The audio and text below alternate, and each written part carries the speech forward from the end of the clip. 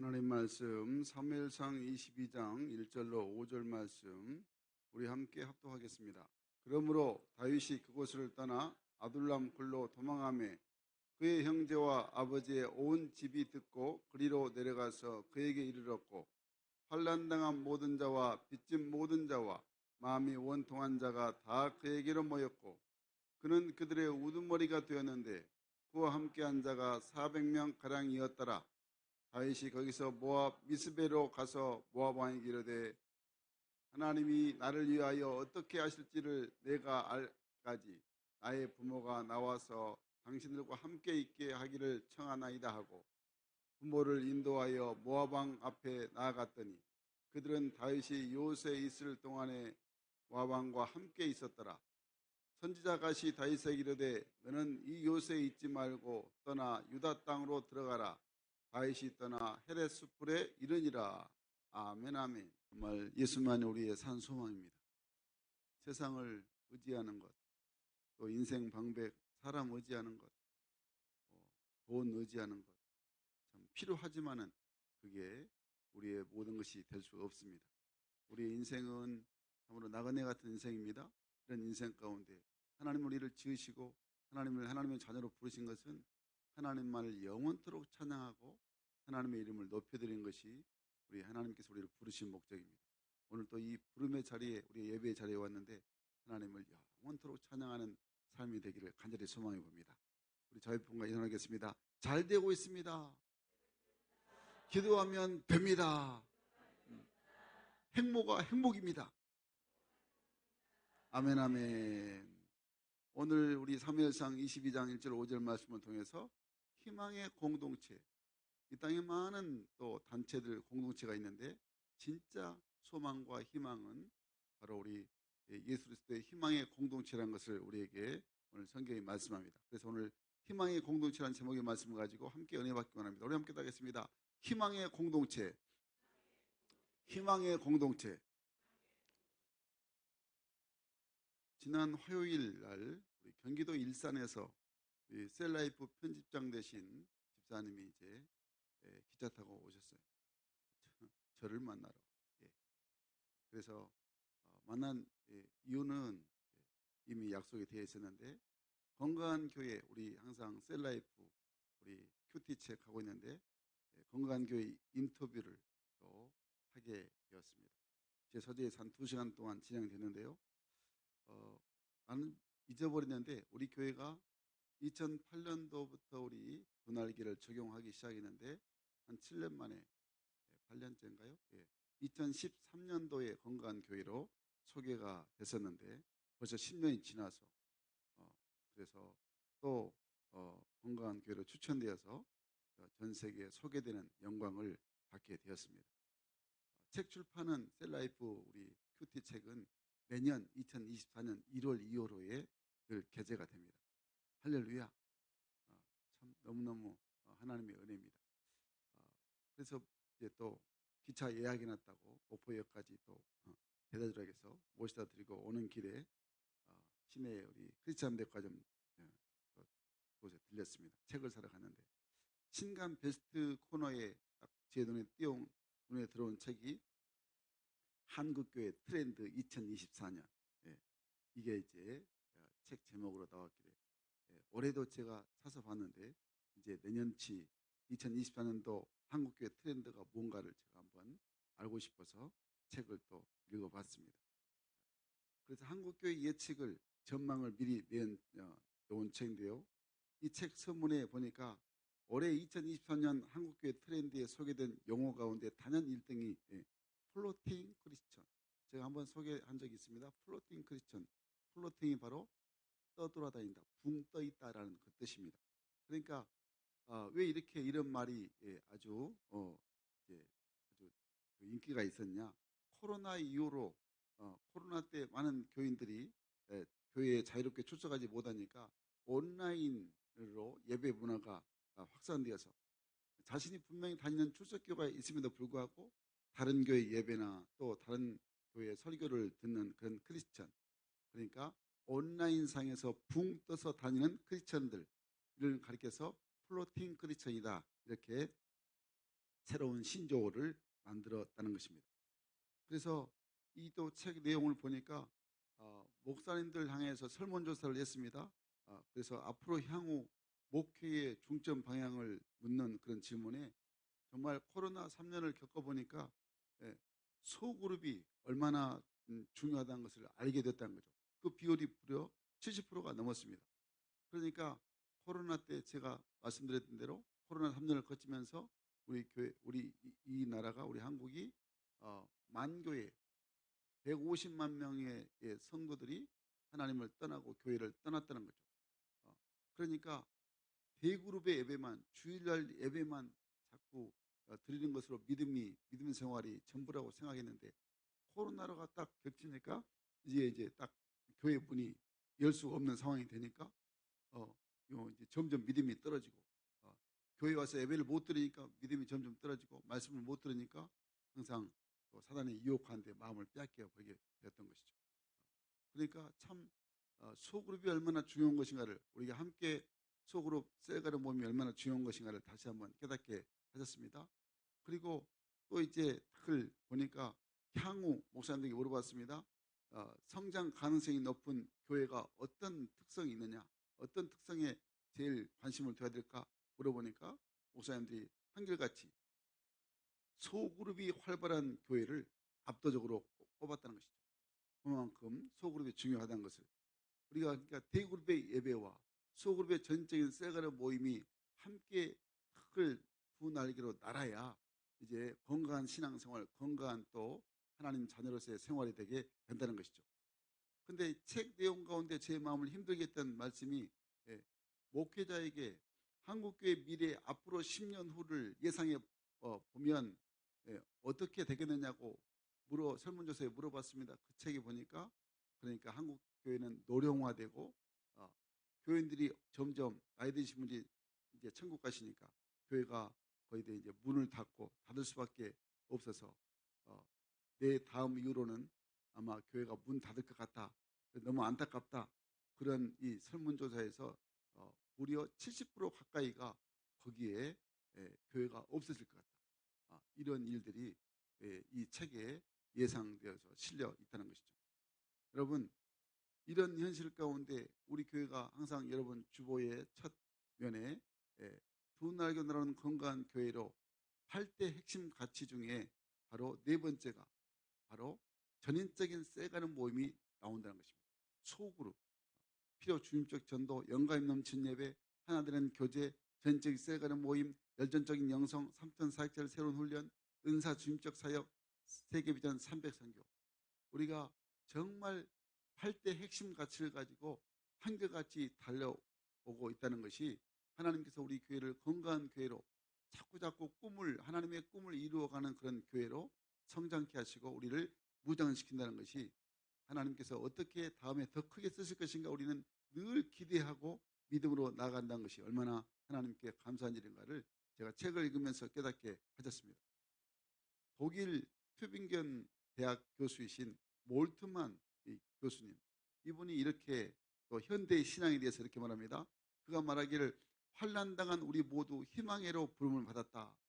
우리가 진짜 이 시대의 신앙이라는 것은 모두가 다 절망 가운데 있는 우리를 하나님께서 이 환난당한 우리에게 희망을 주시기 위해서 부르셨다고 말씀을 하고 있습니다. 그러니까 우리가 사는 이유도, 우리가 교회를 다니는 이유도 사실은 하나님이 주신 희망 때문에 그 희망을 향하여 부름을 받았다 하는 그런 말씀인 것입니다. 여러분, 우리가 이미 죽을 수밖에 없는, 죄로 인해서 죽을 수밖에 없는 우리가 살 수 있도록 하나님께서 우리에게 생명회로 우리를 불러 주셨다는 것입니다. 우리가 이 땅에 살면서 근심할 수밖에 없는 현실 속에 살고 있는 우리를 하나님께서 평안이 넘치는, 주의 은혜가 넘치는 바로 이것으로 우리를 인도하여 주셨다는 거죠.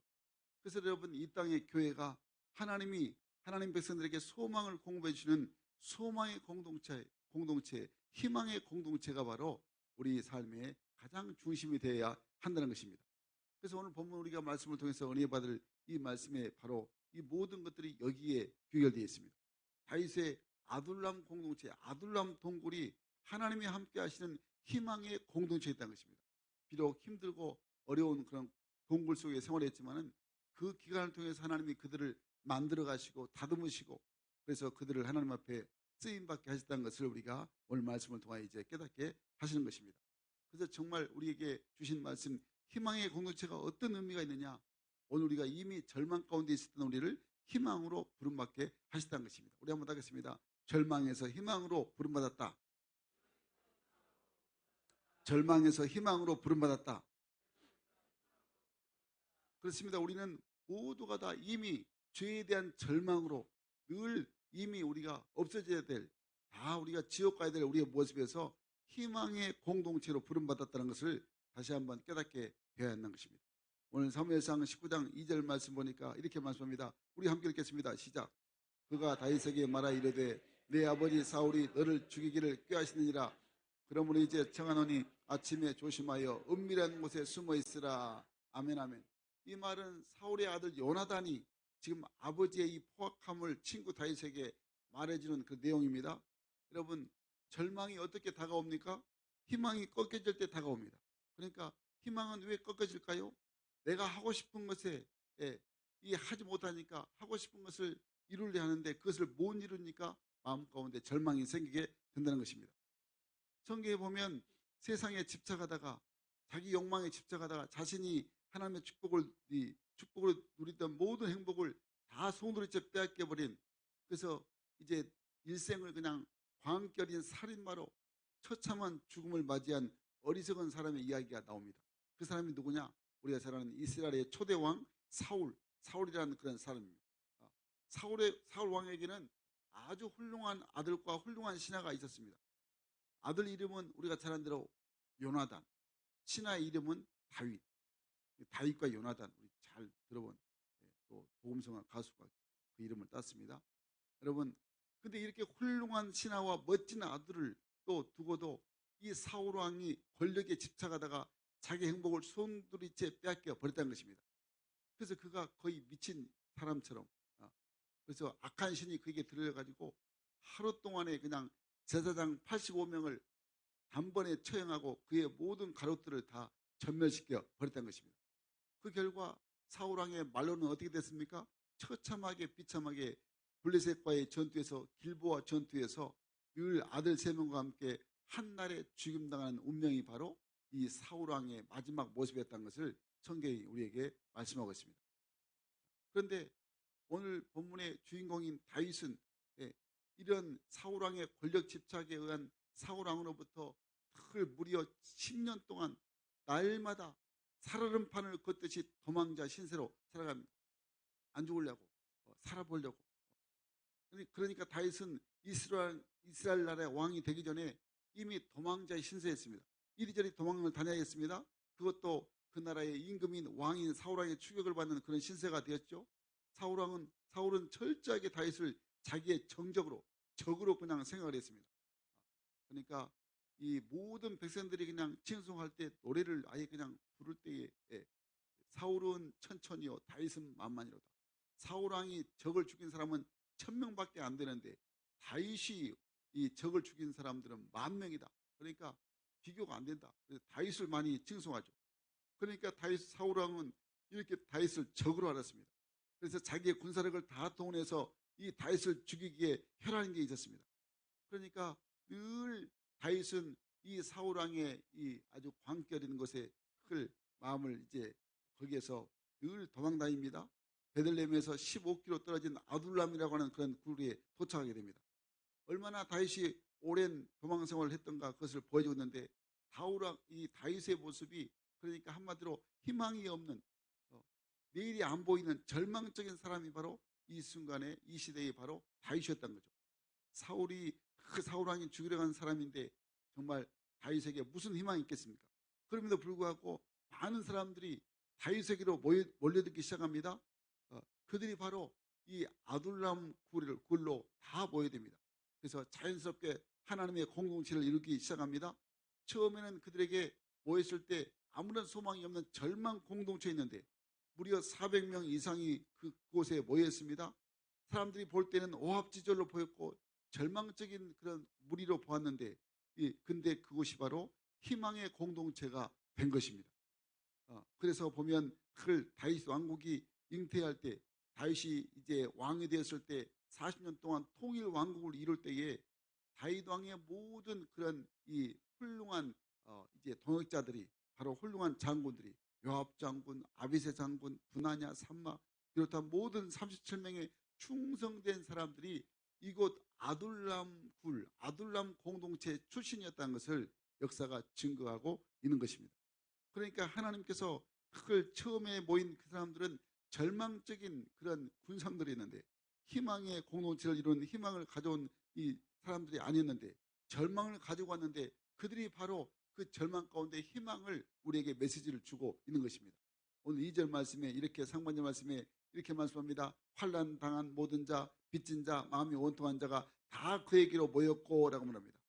한마디로 그들은 하나같이 절망적인 사람들이었습니다. 환난 당한 자가 무엇을 의미하냐면 사울왕의 학정에 시달리고 상처를 입은 자들이었습니다. 그러면 빚진 자는 누구였습니까? 빚진 자들은 잘못된 왕 사울왕이 펼쳐나가는 정책 때문에 빚을 질 수밖에 없다는 것입니다. 그래서 또 고통당한 자, 마음이 원통한 자가 어떤 사람들이겠습니까? 사울왕 때에 사울왕의 그런 비도덕성, 불의함 때문에 고통을 받는, 그래서 마음이 원통해서 마음에 참 고통받는 이런 사람들이 환난당하고 빚지고 마음이 원통한 사람들이 아둘람 공동체에 모이게 되었다는 것입니다. 한마디로 세상 사람들에게 버림받는 사람들, 따돌림 당한 사람들, 슬픔을 경험한 사람들, 고난을 또 아픔을 겪는 사람들, 이런 사람들이 다 아둘람 굴에 모이게 됐다는 것입니다. 그러니까 그들은 모두 절망이 무엇인지 너무너무 잘 아는 사람들이었습니다. 사울 왕국에는 희망이 없음을 그들이 너무너무 알고 있기 때문에 사울 왕의 그 왕국에 있지 않고 다윗과 함께하려는 그 아둘람 동굴에 함께 모이게 됐다는 것입니다.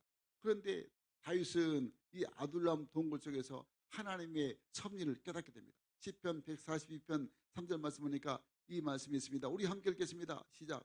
내 심령이 속에서 상할 때에도 주께서 내 길을 아셨나이다. 아멘 아멘. 다윗은 형통할 때뿐만 아니라 고난 당할 때도 하나님께서 함께 하시고 하나님께서 자신을 인도하고 계신다는 사실을 깨닫는 이 믿음의 사람이었다는 것을 말씀합니다. 하나님께서 자신을 더욱더 귀하게 쓰시기 위해서 지금 비록 이 아둘람 동굴에 갇혀 있지만은 하나님께서 자신을 훈련시키고 계신다는 것을 알았다는 것이죠. 그래서 시편 119편 71절 말씀에 이렇게 말씀합니다. 같이 읽겠습니다. 시작. 고난 당한 것이 내게 유익이라 이로 인하여 내가 주의 윤리를 배우게 되었나이다. 아멘 아멘. 아둘람 동굴 속에서 고난이 저들에게 지금 당장은 괴롭고 고통스러운 삶이지만은 모든 것이 합력하여 선을 이루게 하시는 하나님의 섭리를 체험하는 좋은 교육장이 바로 아둘람 동굴이었다는 것을 고백하는 것입니다. 사랑하는 여러분, 그렇습니다. 우리가 특별히 다윗처럼 동굴 같은 그런 환경에 처해 있는 분들, 정말 뭔가 늘 인생의 행복을 누리려고 하지만은 여전히 삶에 갇혀 있고 환경 때문에 너무 실망하고 낙심한 분 계십니까? 절대로 낙심하지 마시기를 간절히 바랍니다. 오늘 본문의 다윗처럼 하나님의 섭리, 이 어려움과 고통 가운데도 하나님의 섭리가 있다. 나를 잘 단련시키고 훈련시켜서 하나님이 나를 통해서 놀라운 영광을 받으시기 위해서 이렇게 나를 좀 훈련시키고 연단시키는 좋은 기회다. 이 믿음의 기회로 내가 삼는 자가 되면 결코 내게 지금 닥친 어려움과 환경이 또 안타까운 환경이 결코 낙심할 일이 아니고 포기할 상황이 아니고 오히려 하나님 앞에 더 귀하게 쓰임받으시는 축복의 삶이 되게 된다는 것입니다. 하나님께서 우리들에게 어려운 고난을 주신 이유가 있습니다. 바로 그것은 우리로 하여금 낙심하고 좌절해서 잘못되게 하려는 것이 아니고 우리를 더 훈련시키고 성장시켜서 발전시켜서 하나님의 은혜를 주시기 위함이라는 것을 꼭 믿으셔야 한다는 것입니다. 오늘 본문의 다윗은 그것을 동굴 안에서 이 아둘람 동굴 안에서 체험했다는 것입니다. 사랑하는 여러분, 오늘 우리의 모든 어려운 환경 속에서도 그래서 우리가 힘들고 어려울 때 낙심할 것이 아니고 하나님을 더욱더 굳게 믿고 하나님의 능력을 의지하고 하나님께서 나를 훈련시킨다.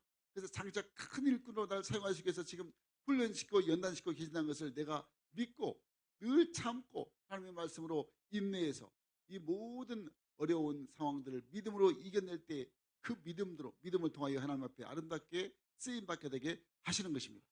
사랑하는 여러분, 그러므로 우리가 이 시간 마음이 상한 자들 있으십니까? 환난 동에 또 고통이 있는 자들 있습니까? 마음이 원통한 자 있습니까? 잘 오셨습니다. 잘 오셨어요. 왜 그렇습니까? 바로 이런 사람들, 우리가 모이는 이 절망으로 주님 앞에 나왔지만은, 그러나 하나님께서 우리는 희망의 공동체로 이 교회에 모여서 다시 한번 세상으로 볼 때는 절망이지만은, 사람을 볼 때는 절망이지만, 어떤 가진 것을 볼 때는 절망이지만, 하나님이 전능하시니까 하나님 앞에 우리가 나와서 하나님께 의지하고 하나님의 말씀을 믿으면, 하나님은 그 믿음을 통해서 우리가 희망의 공동체가 되게 축복하여 주신다는 것입니다. 그래서 오늘 우리가 두 번째 은혜 받은 말씀은 교회가 희망 공동체라는 것입니다. 우리 한번 따겠습니다. 교회가 희망 공동체다. 교회가 희망 공동체다. 믿습니까? 정말 교회가 희망입니다. 여러분, 그러니까 오늘 본문 2절 말씀에 이렇게 말씀합니다. 우리 같이 읽겠습니다. 2절 시작. 환난당한 모든 자와 빚진 모든 자와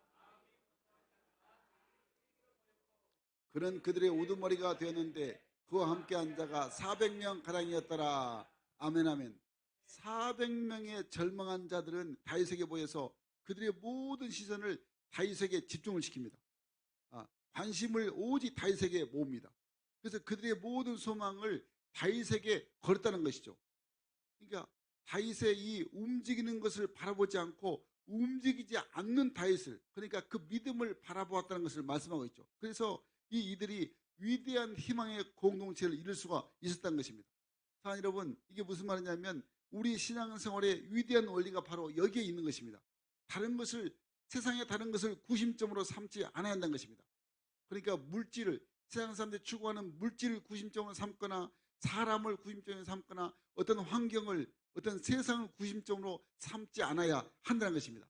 그러면 우리의 구심점, 우리의 중심은, 우리 인생의 중심은 어디에 둬야 되느냐? 오직 예수 그리스도 그분만을 우리의 구심점으로 삼고 그분에게 모일 때 우리에게 삶은 희망의 삶이 되게 된다는 것입니다. 그러니까 교회가 예수 그리스도 중심으로 모여서 예수 그리스도의 이름으로 행하는 모든 것들이 하나님 나라의 영광이 되고 희망의 공동체가 되게 된다는 것입니다. 그래서 교회가 희망의 공동체가 되는 것입니다. 어떤 사람을 보려고, 여러분, 우리가 이제 시험 들은 이유가 예수님 때문에 시험 든 게 아니고 하나님 때문에 시험 든 게 아니고 사람 때문에 시험 드는데, 사람을 보지 않고 하나님을 보고 우리가 하나님께 나가야 한다는 것입니다. 사랑 여러분, 그러므로 우리 교회의 구심점을 항상 오직 예수님께 둬야 됩니다.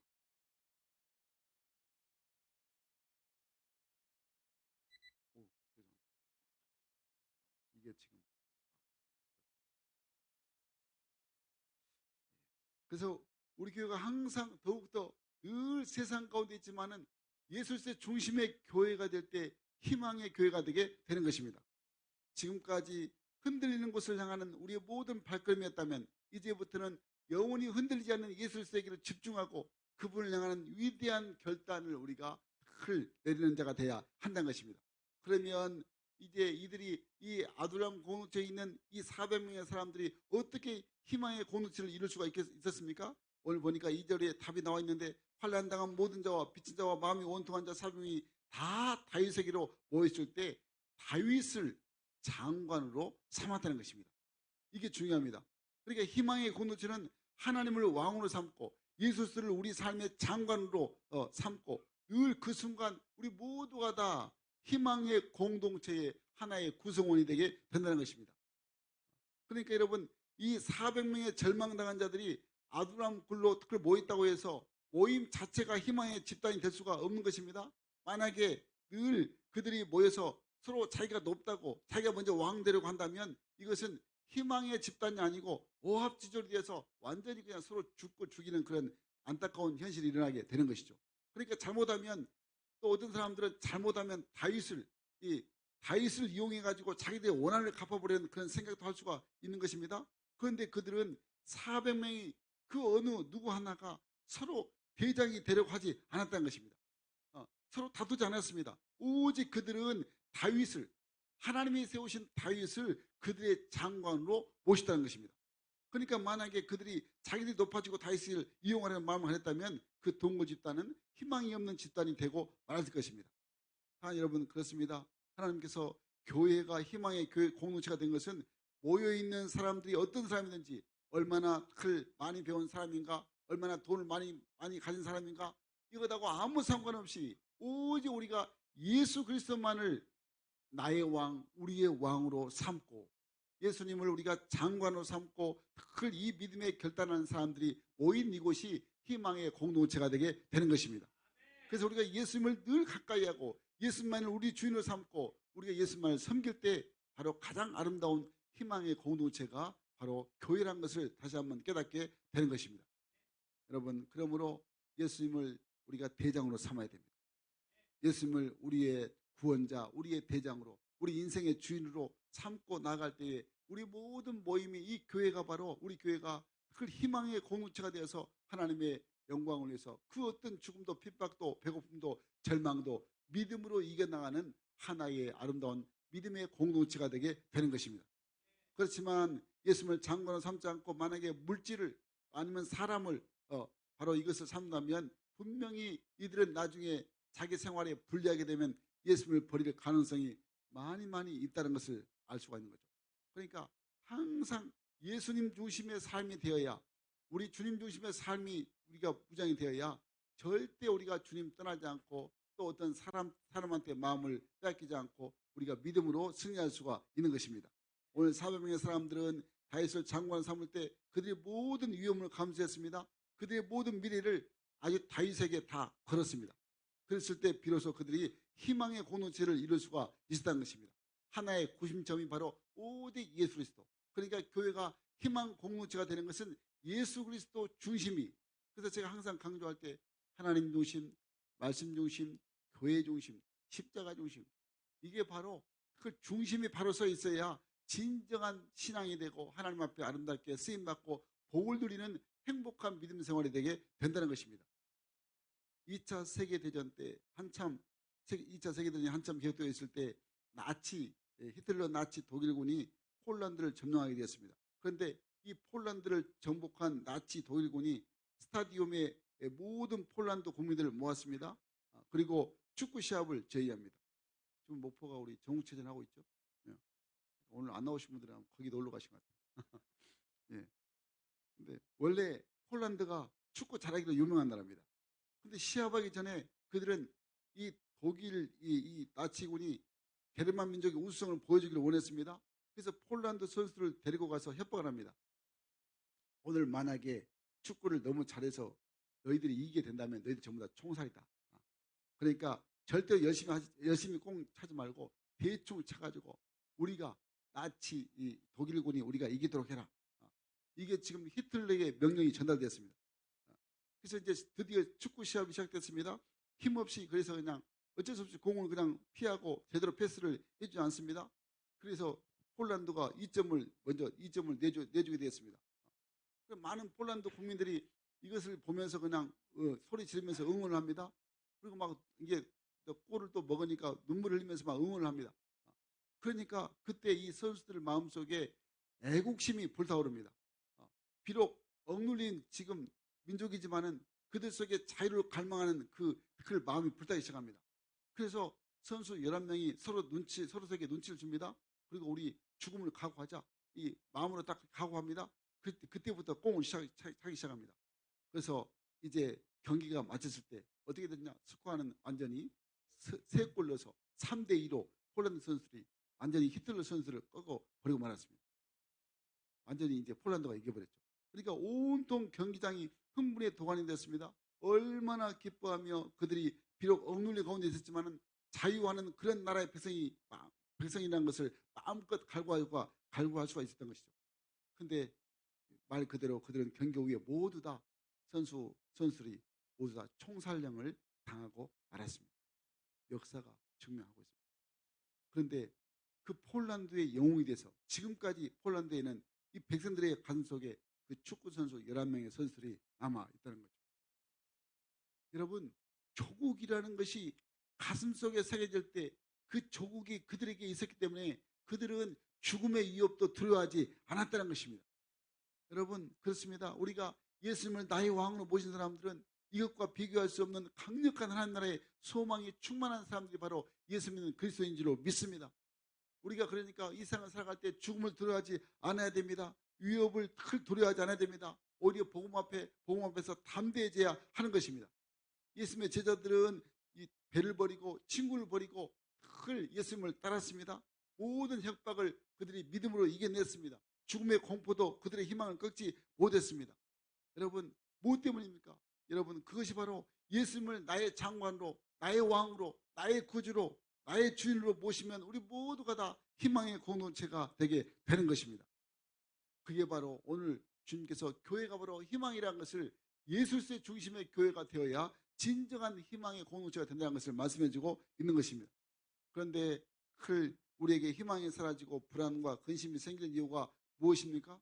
바로 그것은 우리 삶에 예수님의 주인 되지 못하고, 그럼 누가 주인 됩니까? 내가 주인 되고, 내가 왕 되고, 내가 권자에 올라서 더 높아지는 까닭에 자꾸자꾸 내 인생에 불안과 염려와 근심이 생기게 되는 것입니다. 아니면 돈을 제일 높은 자리에 세우고, 세상을 제일 높은 자리에 세우고, 어떤 사람을 제일 높은 자리에 장관으로 세워놓으면 그것 때문에 염려, 근심, 걱정, 불안, 두려움이 찾아오게 되게 되는 것입니다.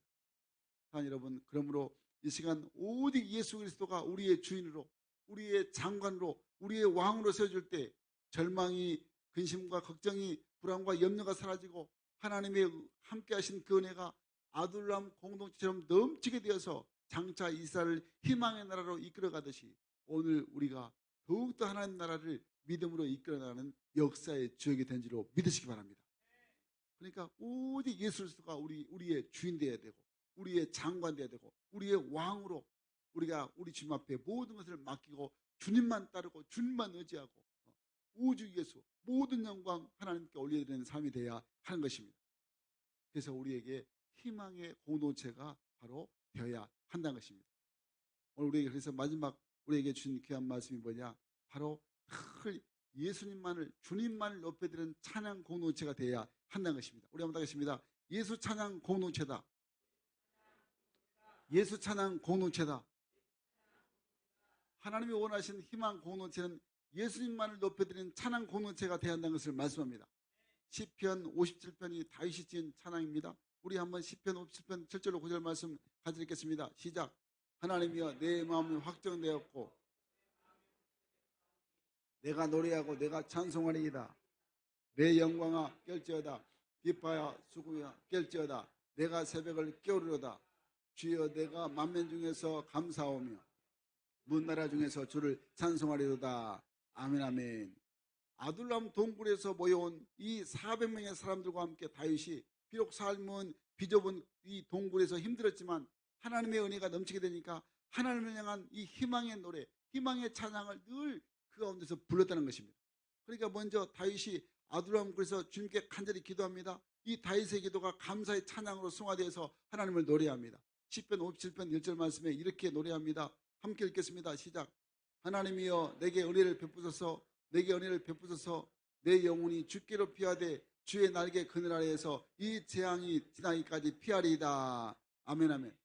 이 다윗의 이 시편 57편의 기도는 다윗이 은신처로 피해서 온 이 아둘람 굴에 어둡고 비좁은 곳이지만은 이 하나님의 오직 긍휼하심을 통해서 자신을 구원해 주기 바라는 간절한 겸손의 기도가, 이 다윗의 기도가 시편 57편이라는 것을 말해주고 있습니다. 그러니까 다윗은 주님의 날개 그늘 아래 피하겠다고 늘 노래하고 있습니다. 세상을 의지하고 세상을 피한 게 아니고, 돈을 의지하고 사람을 피하는 게 아니고, 사람에게 피한 게 아니고, 항상 우리 주님 앞에 내가 내 몸을, 내 마음을, 내 인생을 맡기겠다고 그걸 고백하고 있습니다. 그래서 주님 날개 아래 내가 피하겠다고 고백을 합니다. 큰 산이 다윗에게, 그 사울에게로 피하는 은혜가 되었다면 하나님께서는 다윗의 영혼을 숨겨지는 도피처가 되게 하셨다는 것입니다. 다윗은 이렇게 하나님의 돌보심이 그 힘이 있어서 늘 독수리의 날개와 같이 올라갔음을, 힘을 또 하나님께 찬양하고 있습니다.